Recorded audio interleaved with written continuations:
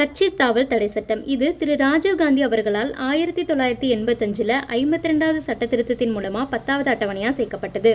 கட்சி தாவல் தடை சட்டம் என்ன சொல்லுது அப்படின்னா, ஒரு மாநிலங்களவை உறுப்பினரோ அல்லது ஒரு சட்டமன்ற உறுப்பினரோ தான் இருக்கிற கட்சியிலிருந்து இன்னொரு கட்சிக்கு போகும் பட்சத்தில் அவருடைய பதவியானது பறிக்கப்படும் அப்படின்னு சொல்லுது. அது மட்டும் இல்லாமல் தான் இருக்கிற கட்சிக்கு எகெயின்ஸ்டாக அவர் ஓட் பண்ணும் போதும் அவருடைய பதவியானது பறிக்கப்படும். இதில் இன்னொரு முக்கியமான விஷயம், 1/3 உறுப்பினர்கள் ஒரு கட்சியிலிருந்து இன்னொரு கட்சிக்கு போகும்போது அது கட்சி பிளவாக கருதப்பட்டு பதவியானது பறிக்கப்படாது அப்படின்னு சொல்லுது. இதில் 2003ஆம் ஆண்டு 91வது சட்ட திருத்தத்தின் ஒரு சின்ன மாற்றம் கொண்டு வந்தாங்க. அதுபடி 2/3 உறுப்பினர்கள் ஒரு கட்சியிலிருந்து இன்னொரு கட்சிக்கு போனா மட்டும்தான் அது கட்சி பிளவா கருதப்படும் அப்படின்னு சொன்னாங்க. கட்சி தாவல் தடை சட்டம் 2 பேத்துக்கு அப்ளிகபிளா இருக்காது. அது யாருக்கு அப்படின்னா, சபாநாயகர் மற்றும் துணை சபாநாயகர்.